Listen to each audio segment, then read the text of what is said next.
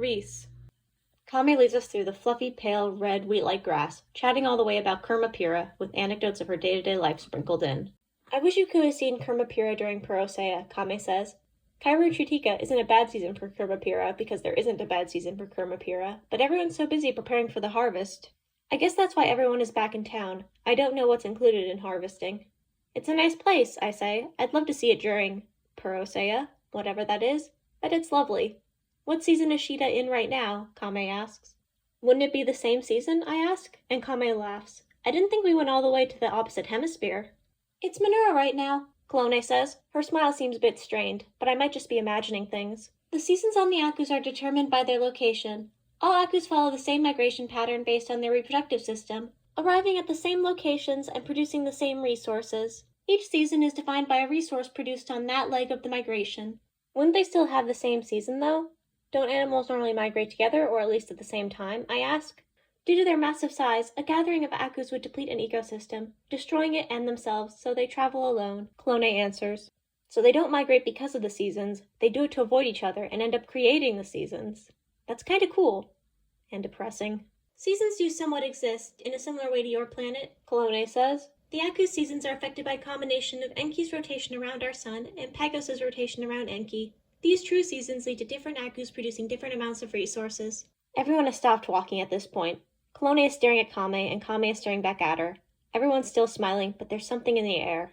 Call me crazy, but I'm starting to think that Clone is not a fan of Kame. So how does Minura rate among Kurmapira's seasons? Are we talking about Parosea level, or not bad because it's Kurmapira season level? I ask, trying to diffuse the situation. Kame looks surprised, but smiles. I'd say closer to the not bad than Parosea level, Kame says. Anyway, come, if we dawdle, we'll never complete the ceremony. Kame begins chatting again as soon as we begin walking. Soon enough, the weird feeling fades, and we're here. The weed-like grass doesn't grow abundantly here. Towering stone structures that curve upward to the top of the dome are covered in marks. Some of them are worn down, damaged, but still standing for the most part. They look like they could be naturally occurring geological structures, though I don't know how being in a dome, on a giant turtle, underwater, in an underground Arctic Ocean would affect the rock formations. The marks look similar to some of the symbols I've seen around Shida and the giant snake. Most of them are uniformly carved into the stone structures, with consistent heights and widths, going across the stone in straight lines. Even the depth appears to be consistent. They're really impressive. Excellent craftsmanship. I wonder if the symbols originated from the same place, or if I'm just not familiar enough with the languages to tell them apart. I should start taking pictures of the symbols. I'm about to take out my phone when Kame clears her throat. I look over to find her at the center of the stone structures next to a nest-like structure of red rocks. At the center of the nest is a bundle of red wheat. This is where we were reborn as those who trust, followers of Fetus, the first place my ancestors were able to rest after their long journey to find Kurmapira, the Red Aku. It's also where the original ceremonies began, back when we first reached out to the other Akus, Kame explains with a fond smile. And now, it's where this ceremony will begin. All right, what do? I ask.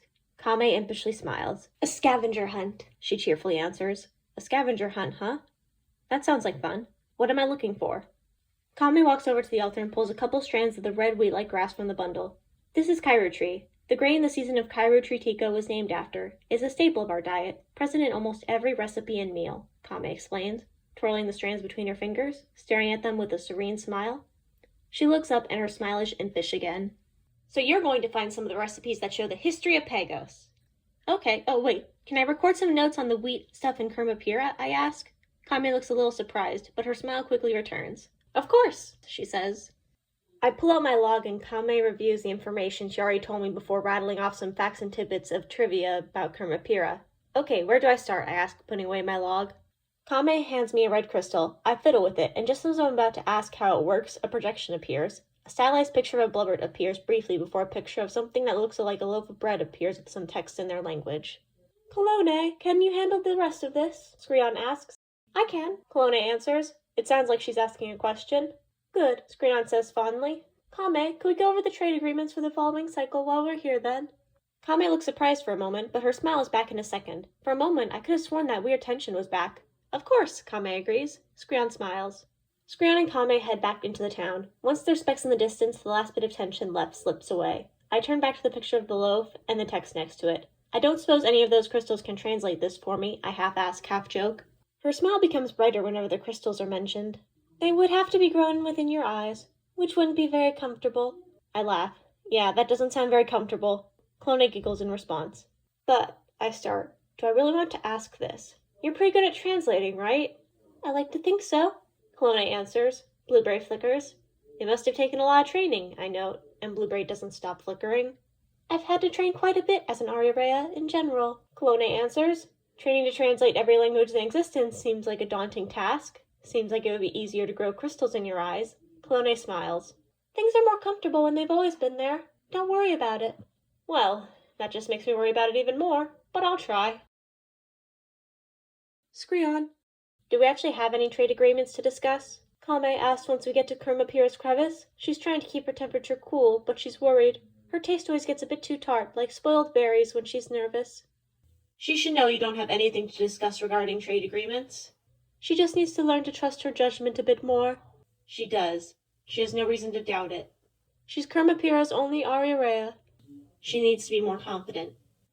No trade agreements, but I do have something to discuss with you, I clarify. Something you'll be happy to hear about. Kame seems to perk up at that. Clone took initiative with this sacrifice, I say. Kame seems surprised. And why shouldn't she be? Well, Kame starts, pausing for a few moments. Her communication time with her blubbert is getting better. She's been working on it. She says she's gotten better at learning when to end a conversation, though I suspect she's just gotten faster. I can inquire if you'd like to know. I appreciate the offer, but that's not necessary. Kame sighs. That's boring. I toned down my part of the ceremony for nothing. It was an interesting idea, trying to inspire Clone to show some more initiative through a more focused version of Kame's work. Kame could be one of the best Ariarea Pagos has ever seen with a little more restraint and focus. She's still young. Perhaps we'll see her rise to that level yet. At least you won't have to tone them down anymore. Kame snorts at that. Yeah, that's nice. I guess that's why we're here then, letting her do part of the ceremony herself. I appreciate your help. I know it took a lot of hard work, I assure her, earning a brief pleased smile. I told you she'd come around, Kame says confidently. So what caused this change of heart? I'm not quite sure myself. Perhaps she's finally figured out it's less trouble to do the minimum required as opposed to doing nothing before being nagged into doing it, I answer. Less time. More time for her crystal experiments.